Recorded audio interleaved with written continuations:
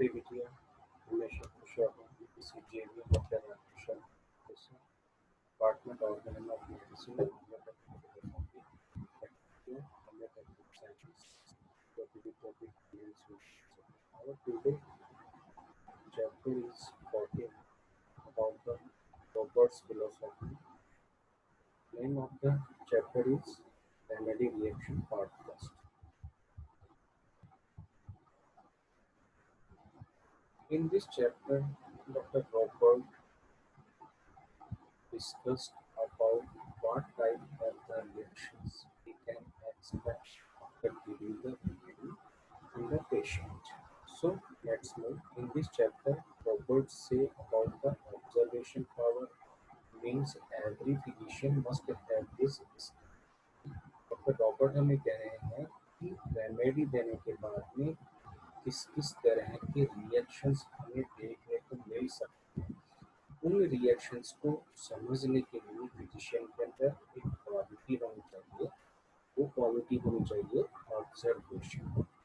Minute से minute changes को भी वो फिजिशियन ऑब्जर्व कर सके, देख सके।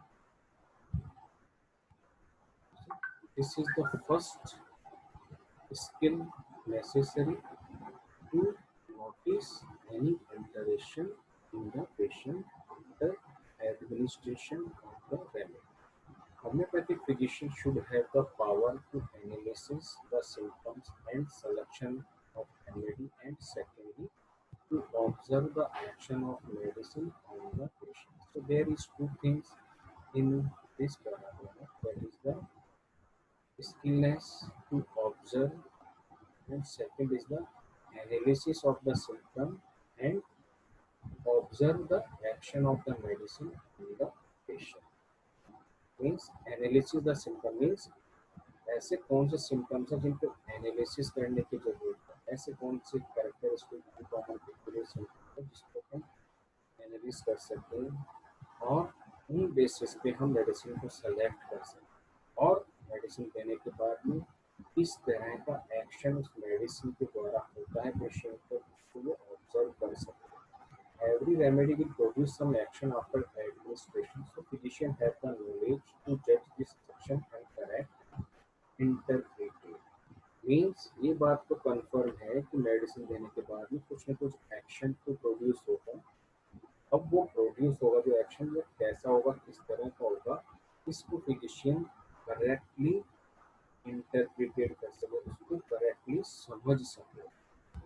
So what are we to anticipate after the remedy has been given. इस तरह का रिएक्शन के बारे में हम सोच सकते हैं, अनुमान लगा सकते हैं। According to Hahnemann the close similar the remedy the likewise reaction we may anticipate. अब जो हमने मेडिसिन सेलेक्ट करके दी वो कितनी सिमिलिमम है, उसके अकॉर्डिंग ही वो रिएक्शन हमें देखने को मिलेगा। If the correct synonym is found, we are willing to expect a slight aggravation before amelioration comes. अगर परफेक्ट सिमिलिमम है, करेक्ट सिमिलिमम है, तब हम एक्सपेक्ट करते हैं सिर्फ स्लाइट एग्रावेशन की एमेलियोरेशन आने से पहले। On the contrary, if no any change happen, then useless to wait.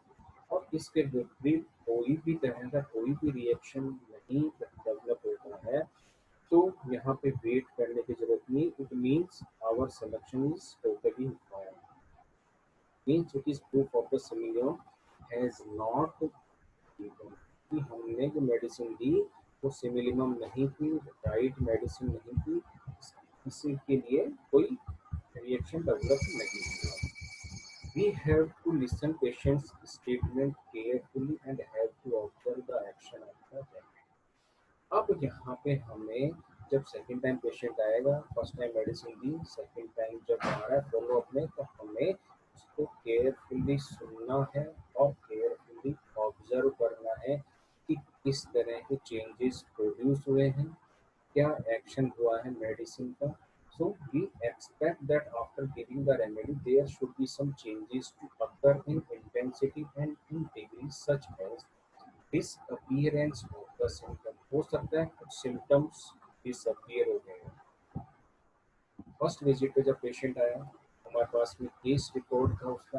अब हम उससे वेरीफाई करेंगे कि कौन कौन से सिम्टम्स तो डिसअपियर हो गए, बिल्कुल ही खत्म हो गए, कौन कौन से सिम्टम्स के अंदर उसको आराम मिला है, एमेलियोरेशन of the symptoms. And the third is the कौन से ऐसे सिम्टम है जो मेडिसिन देने के बाद में वो इंक्रीज हो गए, बढ़ गए, या और कोई न्यू सिम्टम्स ऐड हो गए। तो ये 3 पॉइंट हमें देखने जरूरी हैं जब फॉलो अप पेशेंट हमारे पास में आए। So these are the possible changes to observe after administered the remedy. Out of the most common reactions after the remedy has been given, aggravation and ameliorations. So there are two types of aggravations. Basically, we find two types of reaction, that is the aggravation and the disease aggravation and homeopathic aggravation. Means disease aggravation means aggravation of the disease, patient grows worse. Two types के हमें reaction देखने को मिल रहे हैं, aggravation और amelioration. Aggravation again divided into two, disease aggravation and second is the homeopathic aggravation. Disease aggravation में patient becomes feel more worse than before, and in homeopathic aggravation in the symptoms, but patient is feeling better. In disease aggravation, patient condition become worse and he become weaker as well as disease state become stronger. This is not a good sign. तो disease aggravation के अंदर क्या हो गया, patient की condition पहले से और ज़्यादा बदतर हो गई है, वो और ज़्यादा वीक हो गया, उसकी एनर्जी लेवल और डाउन हो गया है, और डिजीज की स्टेट, डिजीज कंडीशन और स्ट्रॉन्गर हमें देखने को मिल रही है। So this is not a good sign. In second case of aggravation, that is the homeopathic aggravation, patient is feeling better. His energy level also improve, but the individual symptom worse. Patient कहता है कि sir मुझे लग रहा है कि मेरी तकलीफ थोड़ी सी बढ़ी, लेकिन इंटरनली मैं अपने आप को अच्छा महसूस कर रहा हूँ, मैं उतना ज़्यादा वीक महसूस नहीं कर रहा हूँ, मैं अपना काम एफिशिएंटली कर पा रहा हूँ, थोड़ा सा मुझे as a whole I feel better. लेकिन डिजीज का जो सिम्टम है वो भी वैसा ही है या थोड़ा सा मुझे बढ़ा हुआ लग रहा है। We have to observe in which sense the aggravation और amelioration is going on and the duration of period. So we have to observe in which sense the aggravation और एमेलियोरेशन इज गोइंग ऑन, कि जो aggravation हो रहा है वो aggravation कैसा हो रहा है, मतलब डिजीज एग्रावेशन तो नहीं है या होम्योपैथिक एग्रावेशन तो नहीं है।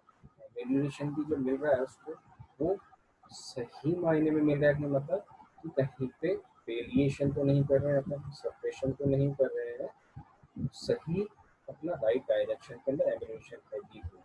तो इन चीज़ों को हमें नोट करने की जरूरत है। One important thing always bear in mind that we should continuously observe the patient condition whether he is improving और डिक्लाइनिंग। कुल मिला के बात यह है कि सेकंड टाइम के अंदर पेशेंट हमारे पास में आता है तो हमें ऑब्जर्व ये करना है कि पेशेंट की कंडीशन वर्स हो रही है या बेटर फील हो रहा है, इस सेंस के अंदर हमारा केस आगे प्रोसीड कर रहा है। The aggravation when the patient is feeling weaker is a clear-cut indication that the symptoms are going on in internal direction and the chances of vital organs are affected. तो एक condition ये कि aggravation के अंदर patient की बहुत ज़्यादा कमजोरी महसूस कर रहा है, डिजीज का डायरेक्शन आउटवर्ड ना होके इनवर्ड हो रहा है और हमारे वाइटल ऑर्गन्स पे डिजीज का अटैक अफेक्टेड हो रही है। It is an example of the reversal of the order of cure, मतलब कि जो क्योर के राइट डायरेक्शन है उससे रिवर्स हो गया, गलत रॉन्ग डायरेक्शन के अंदर हमारा क्योर जा रहा है। So this is not a good sign. In this condition, the patient may occasionally declare himself better because of the absence of some symptom. अब ये कंडीशन होती है सप्रेशन, क्योंकि जो डिजीज का जो इम्पैक्ट था जो हमारे लिए आया था, पेशेंट वहाँ पे डिजीज का इम्पैक्ट हमें नहीं दिख रहा, लेकिन पेशेंट की कंडीशंस और अदर टाइप के सिम्टम्स हमें देखने को मिल रहे हैं और अदर वाइटल ऑर्गन्स पे डिजीज का इम्पैक्ट हमें देखने को मिल रहा है।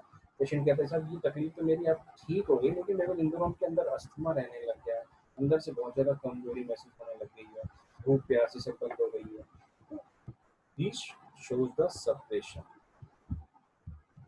Still, the careful homeopathic observer will notice he is worse because the course of cure is in wrong direction and the disease condition is attacking more important organs पे disease का attack होना start होगा. By this discrimination, we know whether the patient is better or worse.